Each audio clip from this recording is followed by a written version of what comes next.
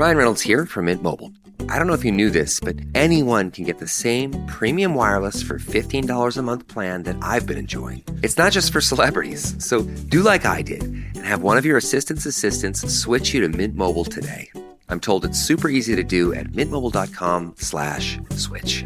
Upfront payment of $45 for 3-month plan, equivalent to $15 per month required. Intro rate first 3 months only, then full price plan options available. Taxes and fees extra. See full terms at mintmobile.com.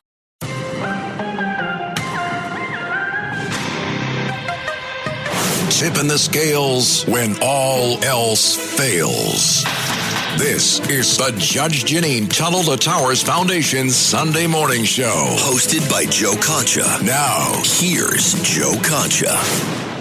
Welcome back, everybody. Let's bring in our second VIP guest of the hour. He is, of course, a Fox News contributor. He is on all over the place, makes Kilmeade look like he's on vacation. He focuses on law enforcement, legal, and intelligence issues. Also the founder of opsdesk.org. You can find Paul Mauro's latest podcasts and articles there. Paul, welcome to the show. How are you? I am good. Thank you for having me. So I think we have a lot to talk about in terms of what we saw this week on Fox and Friends. Our old pal and colleague Dan Bongino, now deputy director of the FBI, came on and revealed a lot of stuff during this interview, including the fact that he says that they found a room that former FBI director James Comey, before he was finding seashells on the beach and taking pictures of things that directly threaten the president, apparently left behind, that could be pretty damning. So what more do we know about that based on what you heard from Dan and what you're thinking here? So Dan and Kash came out and gave a joint press conference, and they predicated it by saying that, look, we're going to do the job. We're not really here about press conferences, but we're going to do this one. Now, what does that tell you? It tells you that what they say in this one press conference is going to be what they consider to be the most important issues, the salient stuff they want the public to know. And they said a number of really important things. Anything they said is the tip of the iceberg. And one of the things they very clearly were focusing on was James Comey. And they started talking about the fact that they seem to have found, Bongino really hit this, that they found, as you said, stuff that Comey seems to have been hoarding, that he had an obligation to demonstrate he had to Congress for their normal oversight reasons, but also during the hearings that were held relative to things like Crossfire Hurricane. And so Kash used a term, it's a little bit of a legal term, but it's common definition, which is shocks to conscience.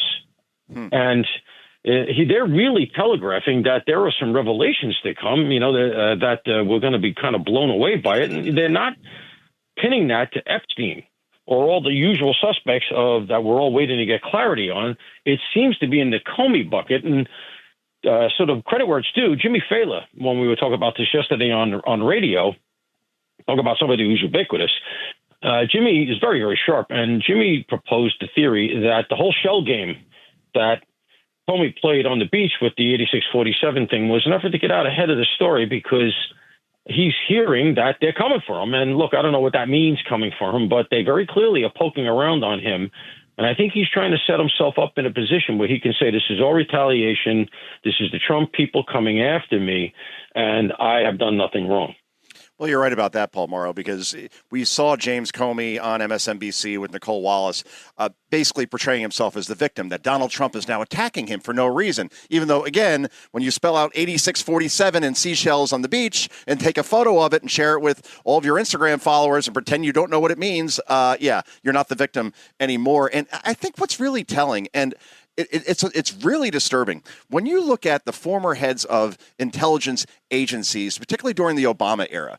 John Brennan was CIA director. And then what does he do afterward? He doesn't go off into the night and writes a couple of books or finds something else to do from a consulting perspective or something. He goes to MSNBC, and you can't tell the difference between Keith Olbermann, Rachel Maddow, and John Brennan whenever he goes on there because his hatred for Donald Trump is very apparent. And then James Clapper, same thing, signs with CNN. Andrew McCabe, former FBI, signs with CNN after he was fired for leaking to the press so he could talk about ethics. I mean, you can't make this stuff up. And then obviously James Comey has now written 3 books since he left as FBI director and had a Showtime series, again, where he is portrayed as the victim. So if all these people after the fact are showing clearly they couldn't be objective in terms of looking at one president from another in terms of the way they did their job, that tells you that the rot is deep in these organizations just based on those four gentlemen I named alone.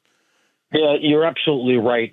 Brennan's behavior post-agency has been really egregious. Full disclosure, I've met him at some events and things like that. And, when I was working in NYPD intelligence, there was terrorism crossover that you had to be involved with. And, it's not what anybody expected. I know people who know him, personally know him, who are taken aback by the way he has behaved. And Comey, all you got to do is go back to I sort of say, as the original sin. If you remember, Comey is the guy who came out after the server was discovered in a bathroom in Denver that Hillary Clinton was running classified stuff through a non-class server. And she's got a BlackBerry that's going through that server. She's using the BlackBerry in country in Russia. Wow. You better believe the second she hit send, the Russians, whatever, I don't care what anybody says, the second she hit send, the Russians had all that intel. And so Comey is involved with investigating that. He has the ticket. He's the head of the FBI. The Bureau comes back and says it was grossly negligent. Gross negligence was the standard right in the statute to charge Hillary Clinton. So what happens? Before he comes out and gives that press conference that we all remember, which should have been Loretta Lynch, but she hid in the shadows, probably because she had that meeting on the tarmac with Clinton. That's right. He comes out, decides he's going to be the face of this thing, and he doesn't use the term gross negligence because it's been changed. In the report, it got changed from gross negligence to extremely careless. That was under his supervision. And you know who changed that? Peter Strzok. Wow. Who also is on MSNBC a lot, along with his girlfriend. Yeah. So again, all these people are revealing themselves. Yeah. No, I remember that very well. It was July 5th, 2016. Comey holds that press conference. Everybody's holding their breath. And then his argument was, even though, he's not a prosecutor, is that, well, no reasonable prosecutor would ever bring this case before a jury. Sure they would. Are you kidding me? Of course they are. Are you kidding? The Secretary of State used an unclassified server that she put in a bathroom in Denver, and she used on her BlackBerry as she traveled into the den of our adversaries talking about policy. Have they all lost their minds? It just shows on the left, they consider all this stuff silly boys with toys. They're unserious people when it comes to national security and on the ground security issues. And that's why you have the border. That's why you have our blue cities descending into anarchy. They are unserious people when it comes to your safety. Wow. And then Kash Patel now, ironically, running the FBI, actually being a victim of FBI egregious. And we're talking to Paul Mauro. Opsdesk.org is the place you could find Paul's latest podcast and articles there. Let's shift gears to, well, we're not going to quite shift gears because Dan Bongino also brought up during that Fox and Friends interview Jeffrey Epstein, and how he has now seen evidence that Epstein did, in fact, commit suicide. I know the cameras went out. I know it looks really nefarious. I know I've openly speculated, like, how could those cameras go out at that moment with the most valuable prisoner that you have in that jail cell, and then suddenly he's dead? But it appears that Dan is saying now that, in fact, Epstein offed himself and was not offed. Yeah, and I'm going to agree with Dan from what I know. Look, those facilities, despite the fact that they're federal, they're still correctional facilities. Correctional facilities aren't always wonderfully run. Rather, look at the one that we have down in New Orleans. We had the 10 escapees. We got another escapee now in Arkansas, a former chief of police locked up for murder and rape. And people get complacent. I'm not hitting the corrections officers. That's a tough job. I get that. But the bottom line is, yeah, they were supposed to be doing regular checks on him. The guard fell asleep. The cameras were out. Chances are nobody filled out the form to say we need to replace these forthwith. I mean, when you think about how low rent you could have handled that, as opposed to just saying, look, take an iPhone, put it on a stand and put it outside Epstein's cell so that we can monitor him at all times until the good cameras are fixed. No, that's too simple and too direct a line between point A and point B. I'm sure it went into a union issue. It has to be done this way. We have a contract with these people who fix the cameras. No, they're not going to be here till next Thursday. That kind of BS. And of course, nobody gets fired. Nobody gets transferred. But the notion, and I always go to the contrapositive with these things, so I'm sorry to use a lawyer term, but like, the Karen Reed case. So, the cops framed her. Yeah, 25 people framed her, and they dumped her on the lawn, the victim on the lawn. The alternative theory is just too much for me to buy. And in this case, it's the same thing. The idea that there's all of these people who colluded to transfer a steroided up wise guy into the cell so that he could strangle Epstein and they'd expect to get away with it and nobody would be able to find out that it happened is just a Rube Goldberg contraption that I can't buy into. So I do think, and not only that, but I trust Bongino. So I know everybody wants answers on Epstein. They want big revelations, but sometimes there's nothing there. This National Foster Care Month, Marine Toys for Tots is providing hope to children who need it most. Staff Sergeant James Caldwell, who grew up in foster care himself, shares that while handing out gifts at a Toys for Tots distribution event, a little girl looked up at him, reached into her bag, pulled out a stuffed animal and said, "Someone needs to make sure you get a toy too." That simple gesture embodies the heart of Marine Toys for Tots, ensuring every child, including those in foster care, experiences the kindness that can transform their future. Visit toysfortots.org today. Running a business comes with a lot of what-ifs. But luckily, there's a simple answer to them. Shopify.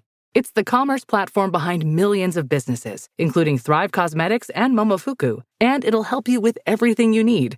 From website design and marketing to boosting sales and expanding operations, Shopify can get the job done and make your dream a reality.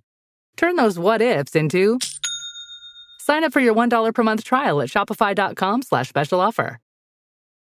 Well, speaking of Paul Mauro, nobody getting fired, that also happens apparently at the Secret Service, where there were 2 assassination attempts on Donald Trump's life last summer, July 13th, Butler, September as well at Trump International in West Palm Beach. And despite many I'm not in the Secret Service, never was in the Secret Service or law enforcement, but I'm pretty sure I know you have to secure the one building and the roof that has line of sight to the president, and they didn't in Butler. And obviously to allow Orion Ruth, the second assassin, to sit in a sniper's nest outside the 6th hole for more than 12 hours and no one walks the perimeter. I'm sorry, I don't need to take too many law enforcement or Secret Service courses to understand that that was a big problem and no one got fired, which is just remarkable to me.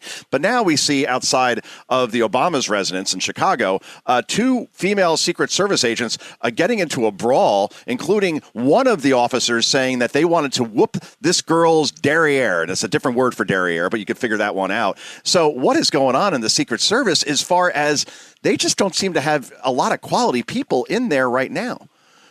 Yeah, the good news for them is that Bongino, while it's not his agency, is former Secret Service. Right. And so, he can recommend the good people because very clearly there's a lot of cleanup work to do. Look, the Trump administration inherited all of this, let's be clear, including another ball dropped by the service that people forget is the coke in the White House. That's right. All right. They have the ticket on that because they're supposed to be securing the White House. Instead, what happened?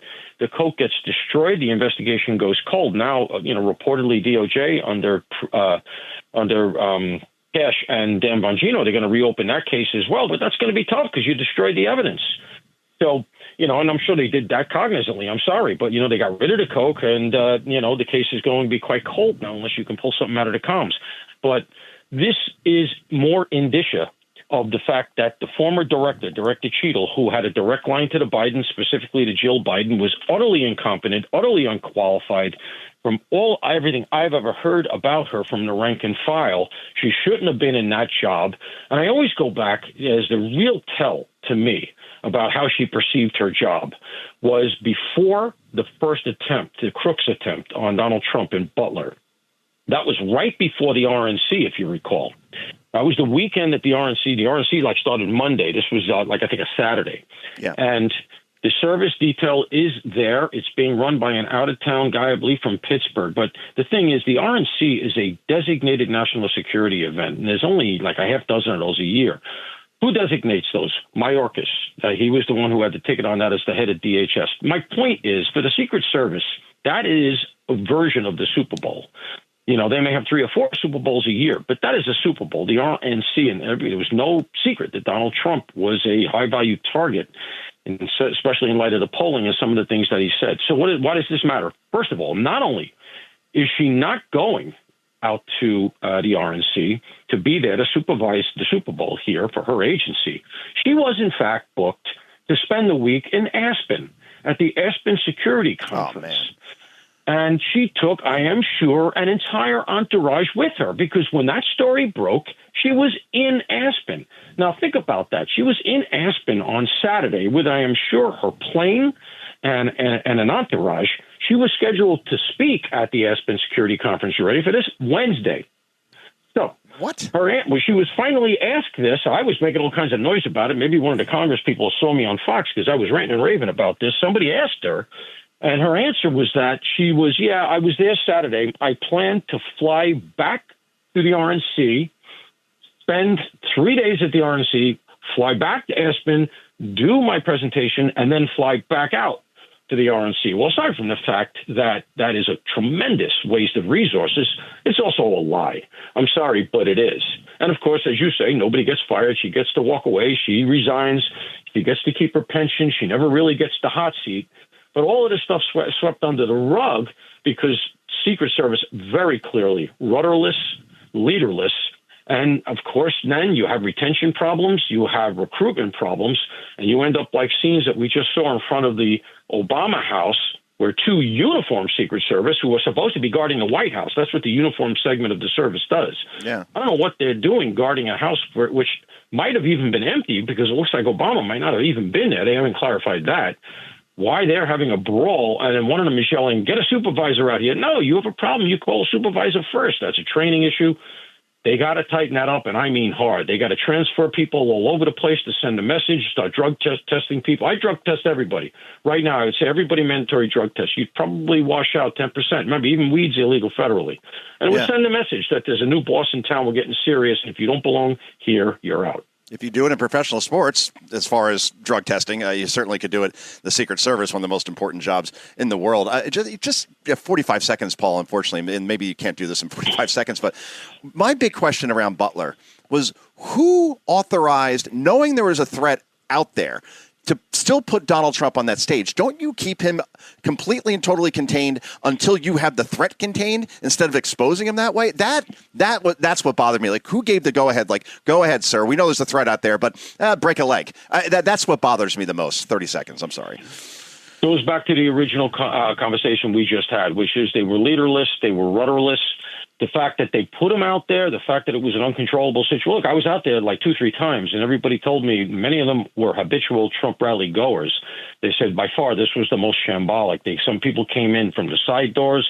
Some people came in, they weren't even patted down. Wow. It was a big open field. The whole thing was badly planned, and that's what happens. That's what happens when nobody's in charge. I felt the same way about the Wildwood, New Jersey rally that I attended. I put it in my notes for my book, like, this doesn't feel very secure to me, and that was 2 months beforehand, and unfortunately, that was prophetic. Go. Yeah. Paul Mauro, thanks so much. Enjoy the rest of your Sunday. Really appreciate you joining us on the weekend, and we'll see you in a green room at Fox News soon, I am sure. You got it. Thanks, Joe. All right. The great Paul Mauro, everybody. And this is Joe Concha. This is the Judge Jeanine Tunnel to Towers Foundation show. Back with more in just a moment. This is the Jeanine Pirro Show, hosted by Joe Concha. Hello, folks. Larry Kudlow here. Pay attention, because China is leading the largest anti-American alliance since World War II. One that's already dumped U.S. bonds, grabbed 43 million acres of our farmland, and is plotting to dethrone the dollar. That's why IRA and 401k savers are protecting their savings with gold. Please go to freegoldguide.com/Kudlow or just call 800-621-3908 for your free gold guide on how to protect your wealth with gold 100% tax-free.